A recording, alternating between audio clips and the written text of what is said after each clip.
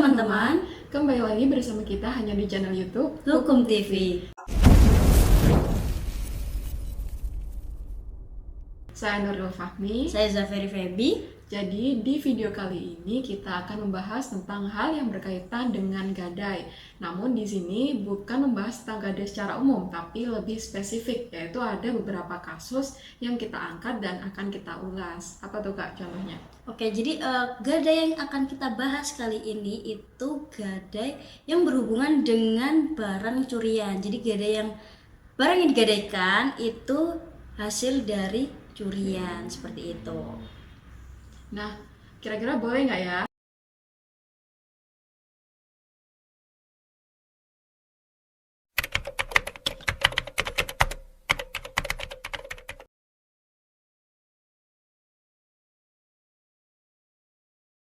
Oke, jadi gadai itu suatu hak yang diperoleh seseorang yang berhutang atas suatu barang yang barangnya ini tuh nantinya akan diserahkan gitu kepada orang yang memberikan hutang. Nah, maksudnya gimana sih gitu kan? Oke, jadi kita di sini ambil contoh biar lebih mudah dipahami gitu ya.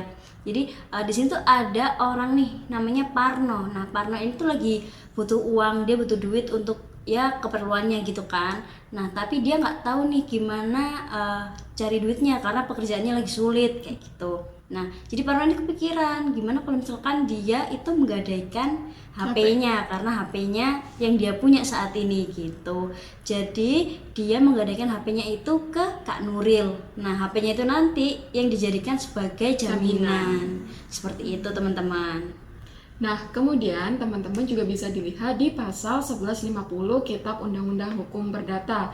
Di situ juga dijelaskan kalau misalnya gadai adalah suatu hak yang diperoleh kreditur atas suatu barang bergerak yang diserahkan kepadanya oleh kreditur atau oleh kuasanya sebagai jaminan atas utangnya.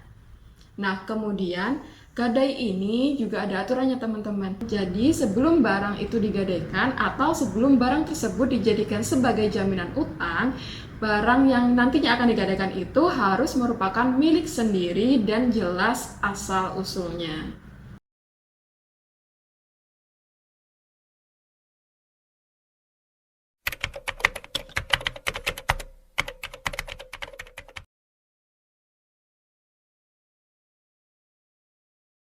Itu nggak boleh dan nggak bisa ya teman-teman. Jadi di Kitab Undang-Undang Hukum Perdata pasal 1154 itu juga sudah dijelaskan kalau misalkan kreditur atau orang yang memberikan pinjaman itu nggak diperkenankan buat menjadikan barang itu menjadi barang miliknya meskipun itu ada di dalam perjanjian.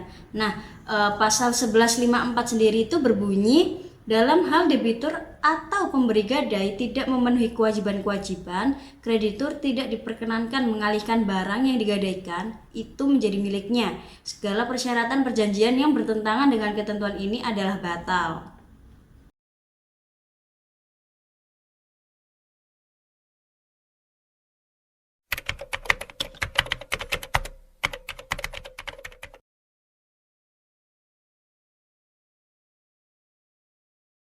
Jadi jelas orang yang memegang barang gadai itu harus bertanggung jawab karena itu kan milik seseorang. Nah, itu kan dititipkan ke dia sebagai barang jaminan atas pinjaman yang diberikan, di mana barang tersebut bukan milik dia sendiri. Teman-teman juga bisa lihat di pasal 1157 Kitab Undang-Undang Hukum Perdata. Di situ dijelaskan, kreditur bertanggung jawab atas kerugian atau susutnya barang gadai itu, sejauh hal itu terjadi akibat kelalaiannya. Di pihak lain, debitur wajib mengganti kepada kreditur itu biaya yang berguna dan perlu dikeluarkan oleh kreditur untuk penyelamatan barang gadai itu. Nah, jadi di pasal itu dijelaskan kan, kalau misalkan orang yang membawa barang gadai itu harus tanggung jawab untuk mengganti. Dan nggak hanya waktu menghilangkan saja ya, kalaupun debitur ini merusakkan barang gadai tersebut, itu debitur juga wajib mengganti barang gadai tersebut.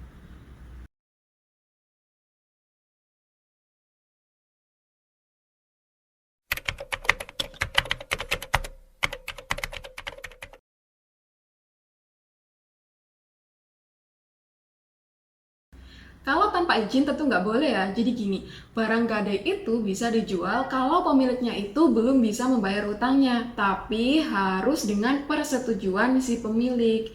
Nah, kalaupun barang gadainya tadi dikembalikan ke pemiliknya dan menyuruh pemiliknya untuk menjualkan barangnya itu tadi, nah hasil penjualan barang tersebut itu baru digunakan untuk membayar utang.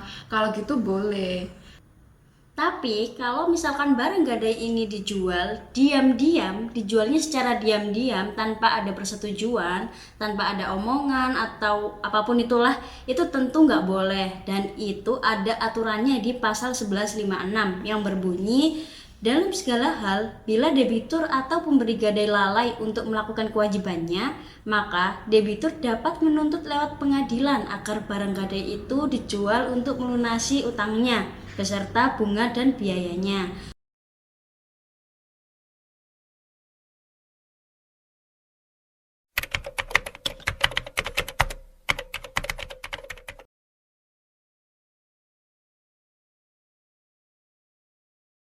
Nah, jadi pertanyaan ini nyambung ke permasalahan pencurian ya jadinya.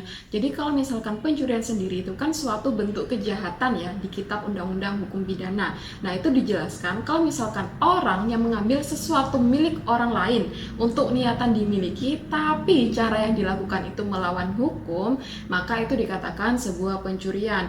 Ini bisa dilihat di pasal 362 Kitab Undang-Undang Hukum Pidana yang bunyinya, barang siapa mengambil barang sesuatu yang seluruhnya atau sebagian kepunyaan orang lain dengan maksud untuk dimiliki secara melawan hukum, diancam karena pencurian dengan pidana penjara paling lama 5 tahun atau pidana denda paling banyak Rp900. Nah, terus kita juga harus lihat dulu teman-teman, apakah orang yang menggadaikan barang ini tuh tahu kalau misalkan barang itu memang barang curian atau memang dia tidak tahu kalau itu barang curian. Nah, itu juga perlu diperhatikan.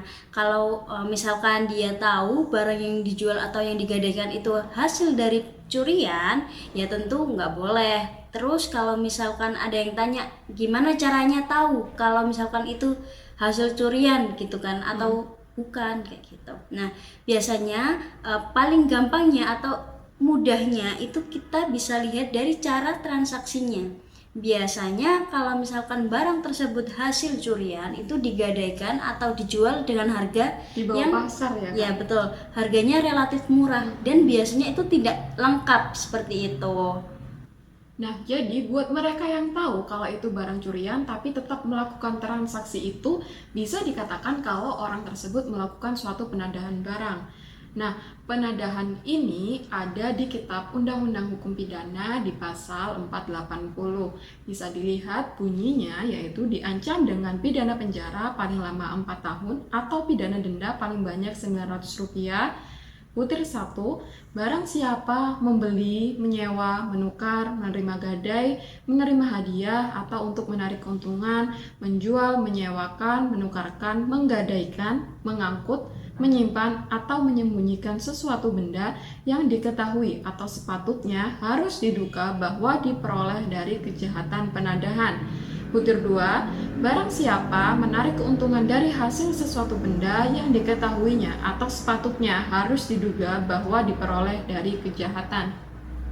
Kok bisa nih dikatakan penadahan? Soalnya kan dia tahu bahwa barang itu merupakan hasil curian, tapi dia tidak mempermasalahkan itu. Jadi dia bisa dikatakan sekongkol dengan pencuri itu gitu. Jadi intinya di sini kalau misalkan kita mau melakukan sebuah transaksi, entah itu gadai ataupun jual beli, itu boleh saja dengan siapapun, bebas. Tapi kita juga harus perlu ingat, kalau misalkan kita harus lebih waspada, kita harus cross check dulu, kita harus cek dulu apakah ini barang itu benar-benar milik pribadi atau bukan, seperti itu. Caranya gimana? Bisa dilihatkan nota pembeliannya, atau jika memang bukan punyanya dia kan bisa dijelaskan, misalkan barangnya ini tuh yang mau digadaikan itu barang milik siapa, seperti itu, supaya kita sendiri tuh juga terhindar dari permasalahan-permasalahan seperti penadahan tadi. Iya. Oke, gimana teman-teman penjelasannya? Kalau misalnya kurang paham, bisa komen di bawah. Dan kalau misalkan teman-teman punya pertanyaan, silahkan komen di bawah. Dan mungkin kami akan membuat video dengan pertanyaan dari teman-teman. Cukup sekian video kali ini. Terima kasih sudah menonton, semoga bermanfaat. Jangan lupa klik like dan subscribe. Dan jangan lupa nyalakan lonceng notifikasi biar teman-teman gak ketinggalan video-video terbaru dari kita. Hanya di Hukum TV. Terima kasih. Bye.